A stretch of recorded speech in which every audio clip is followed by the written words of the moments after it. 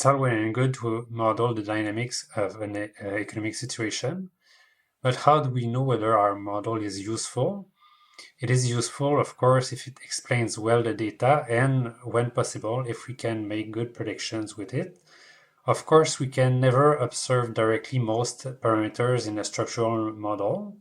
In the case of Easter Island, we can't estimate directly or can't observe directly alpha, the efficiency of harvest, or beta, the taste for food, or phi, how much harvest increases population growth.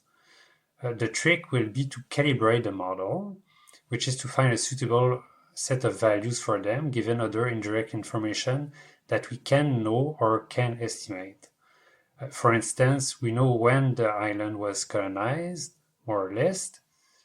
We can estimate how many people was needed to build a moai, what was the population when Europeans arrived, how much labor went on farming activities in Neolithic societies, or other informations like that. So the goal is to postulate values for our parameters, alpha, beta, phi, and others, and to simulate the model in order to try to reproduce the facts that interest us as closely as possible, and then to identify the model by picking up the best set of parameters to reproduce these facts. Since we're dealing with real data, the first task is to re-express our differential equation into discrete time. So we write delta S tau equals to R1 minus S tau over K, minus alpha beta L tau S tau, and delta L tau, the change in population from one period to the other, equals to B minus D plus phi alpha beta S tau L tau. So here, just instead of having S of t and L of t, so the stock at any moment, we have S of tau, so for instance, the stock in a certain period, and L of tau, the stock in a certain other period. So these are called difference equations. They are the discrete time analog of differential equations. So for tau, the unit of time, the authors use decades as time intervals. So we are not forced to use years. We can choose the time interval we want. And they set as starting value for the state variables. Of course, S is K, since we start with the Virgin Island at the steady state.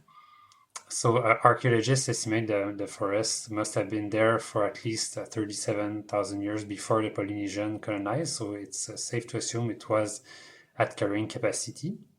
And they choose a value of k equals 12,000, but that's an arbitrary number because we don't know what this represents really, maybe the number of trees.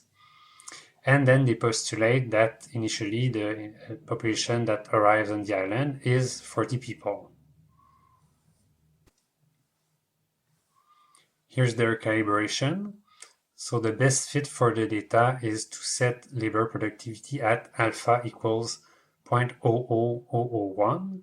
So their goal is that with S equals K, so at starting value for the stock of resources, then a household would obtain its subsistence level of consumption by working approximately 20% of its labor time. So this gives them a good, considerable surplus that they can use to grow and to reinvest when S is large. The taste for food is set at beta equals 0.4. So this is also the share of labor that they want to devote to harvesting food. The intrinsic growth of the resource is R equals 0.04. The implication is that a palm forest would grow at about 4% per decade if nature was relatively small in the island and we were far from the carrying capacity. B and D are overdetermined. All we need to know is that B minus D is set at minus 0.1. This implies that if the island is completely barren of resources, then the population declines by 10% per decade. And with finally phi equals 4, the population dynamics imply that the population grows if the resource stock is about at half carrying capacity, so at K over 2. Here's a simulation of resources and population over time. Note that it's different from earlier graphs of population versus resources. Here on the horizontal axis is time, and on the vertical axis is at the same time resources and population. So of course resources starts at 12,000 at carrying capacity, while the population starts at 40 individuals, and the island is colonized at around 400 AD. So we see that for the first 500 years, even though population grows exponentially, the impact on the resources is quite small, since the population is still quite small. But of course, after year 1000, the impact is quite more pronounced, and the population reaches its maximum at roughly 1250. And this corresponds in the archaeological record with intense carving of Moai. The simulation estimates that the population in 1722 was approximately 3,800 individuals. So that's when the Dutch arrived, and it's not too far from their estimates of 3,000 individuals. So it's quite impressive for such a simple model to seem to fit quite well the data. This predator-prey model is very useful in economic applications because it is very flexible. For instance, Brander and Taylor showed that it can also exhibit monotonic growth, i.e. not cycling, so no population crash. And they actually show that if you postulate a greater growth rate of the resource, so which would happen, for instance, for palm trees in warmer climates, then actually you don't see a population crash. You see a population slowly reaching its steady state. We could also, of course, apply the model to other examples from past civilization or present countries.